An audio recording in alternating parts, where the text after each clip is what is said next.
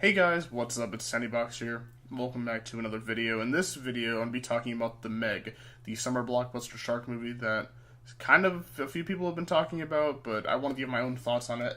Now, to set up this review, and before I review anything, I'm going to preface this by saying I'm not going to be giving my critical opinion because I did see this movie in a drive-in theater. So yes, it was listened to on a radio, so obviously I couldn't really pick up on all the audio. The screen is far away, so I couldn't really appreciate any of the the cinematography, basically. This is going off on an entertainment score alone, so keep that in mind when I review this. So I'm not saying it's a cinematic masterpiece or it's a piece of trash, because I really couldn't tell you, because I can tell you how the plot was and all that jazz, but I can't say hey, this movie was this, because I didn't have an actual theater experience where I could appreciate the full thing in its full glory kind of thing. But the first thing I want to talk about in this movie, I think this movie has a weird pacing to it. Not in a bad way, kinda. I think the first part of it kind of drags out a little bit before you actually see a shark. I feel, and by the way, spoiler alert, I'm probably not going to be going to specific character deaths, because I honestly can't remember the characters' names, I don't know if that's fault of my own, because I wasn't paying attention enough, which I was. But also, at the same time, it could have been the fact that, it's on a radio and it's hard to understand, people are cutting out a few times, it's kind of if I were to put my mouth up against the microphone, it would sometimes be that kind of awkward, kind of feeling, that sound effect where it's white noise, kind of, when people are talking. So yeah, that definitely hindered it a little bit. But I still think I have the same opinion of, I think the shark took a little bit too long to kind of appear, which is a weird opinion, because I'm usually the opinion, in monster movies, where you want to show as little as the monster as possible, and it actually did that, I think, to a certain degree. When you'd see the Megalodon, it would only have, a part of it appear on the screen, which I really liked, and would just swim by really fast. The first time you see it, it's on, the side of it that you see, and it just swims by really fast after killing the giant squid.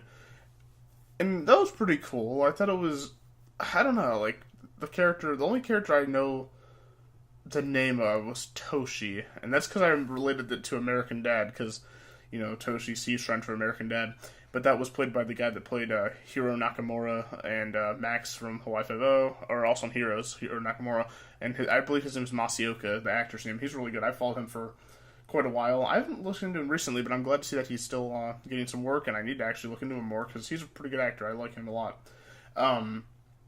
And then Jason Statham. I really don't know the other actors' names, but they did all right. I wasn't really, the only performance that was kind of and I could be wrong, because I said, I'm not gonna be reviewing this at a critical level, because I said, I saw it in a drive-in. Was the daughter had the little girl had a weird, I don't know, she just kind of, some of her line delivery, it was even a kind of weird, sounded bad in a drive-in, which, I said, it could have been the drive-in, or it could have just been whatever. I don't know, but that's just my opinion on that. It wasn't anything that took me out of the action, but it was something okay, I think it could have been, you can get a few more takes with this sort of thing.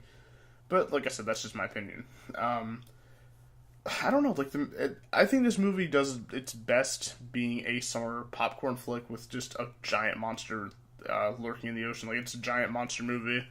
And I think that's what a lot of people will kind of get out of it. If people are going here for an epic plot or epic characters, with all this jazz, I don't know if it's the movie for you, because it's more of I don't know. I don't want to say it's basically Godzilla to a certain extent. It's like Jaws, but not as wonderfully written as Jaws.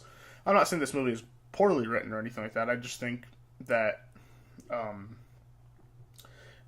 don't know how to describe it. It's more focused on the shark than the characters. I feel it's kind of a fair assessment. I mean, it does talk about the characters quite a lot, and some development is had within the characters, but I felt it was kind of just the icing on top compared to the shark. I don't know. Maybe that's just me, though. Let's see. What else can we talk about in this movie? And by the way, I'm doing this completely without notes or anything, because I feel that's the most appropriate way for me in my review style to review a movie. I don't want to just go on this epic tirade. And some videos I will, if I completely analyze a movie or TV show, then yes, I will completely edit it and like completely give like notes and stuff and edit talking points and stuff like that. But for this, I wanted to go kind of off the collar or off the, you know, off the cusp with doing this because I wanted to give my honest, like, first thoughts on it. That's the point of this video. It's like I said, it's not supposed to be like a complete in-depth review because, like I said, I've only seen it once in the drive-in, and yeah, the sound quality was kind of poor because of the radio. And by the way, weird story here. When I had to go to the drive-in, or when we went to the drive-in, I had to, for the first movie, we got halfway through it, or we were halfway through it when we got there. It was halfway through. It was Axel. I couldn't tell you the first thing about it other than it was a robot dog. Saw the end of it. It didn't look too great. I didn't like really. I don't know. We were listening to the truck radio at that point. The acting wasn't that great, but I don't know. Like I said, it could have been great. I couldn't tell you because the audio was, you know, kind of a kerfuffle. But we had to get a portable radio because the truck radio kept shutting off. So I went in there and I was like, all right, can we get a radio? Yeah, $3. All right, handed the $3. Oh, I need to see your license or your ID. I was like, okay, why? And then he was like, what did he say? He's like, what did he say? What for collateral or something? I don't remember. But I took my license back because I left it in the car at that point or the truck, which I usually never do. Don't do that. It's kind of stupid to leave your license in the car. Keep it on you at all times, your wallet. And I go back and I was like, all right, here you go. Here's my license. And I'd show it to him through the wallet because there's no point. Like, why am I going to get this out? And he said, oh no, I'm going to have to hold on to it throughout the whole movie. And I was like, why? I just said, why? It's like a crappy little radio. I don't know. I felt kind of silly that I had to hand over my license. And I eventually did it. I was like, I literally assessed it. I was like, why? I was kind of flabbergasted because, like, I don't know. For me, it's like, why would I give someone my license to hold on to? I don't trust people in general, like, doing that for a whole movie. So, yeah, maybe my my wits weren't all about me throughout the whole movie because I was kind of, like, looking back and forth saying, this guy's not, like, sneaking off with my thing, is he? My license. Which I don't think he would have, but, like, at the same time, I don't trust anybody, really. But, back to the movie. It was a good popcorn flick. That's where I'll kind of rate this movie. And if I were to, on an entertainment value, just if you have set the mood, crappy radio with drive-in experience in the back of a pickup truck and sitting on a sitting on a lawn chair, I'd probably rate it a 7 out of 10 on entertainment value. I'd honestly have to go back and watch the movie in the theater or on DVD or something to give you like the real kind of score because, like I said, it didn't have like the best viewing of it and I didn't have the best audio, all that stuff, and I don't want to give an opinion on something that I really couldn't tell you had like those qualities because I didn't have the proper experience. But I feel like I'm entitled to give you my entertainment value. I'd say that would be a 7 out of 10. It's not fantastic or anything like that. There's some pretty cool shots in the movie. I feel like it was kind of a dark movie, you know, in terms of coloring and just saturation. I think it could have been a lot like brighter. And I know it's like a horror movie, shark movie, whatever. But when I hear summer blockbuster, I'm expecting to like see, and I'm surprised I didn't know they're actually going to do it. I think was it in Thailand? I think I thought it was like when I first saw it, I thought it was some beach in California. It goes to show you how little I know about beaches and like the location of beaches or whatever. But yeah, a lot of it doesn't take place within the U.S., which I thought was pretty cool. Like it actually gave us a different perspective for a change, like not in like the U.S. or anything like that. That was pretty cool. I felt like the color palette, and this could be just the drive-in or whatever, the theater, just having like weird lighting or whatever. And how do you have weird lighting at the theater? It's like just a projector. What am I talking about? But I feel like some of the movie, like the color palettes, was a little bit like too dark and kind of like grayish. Not the whole movie, but like I feel like it could have been a lot more like densely populated with color. That's just my opinion, though.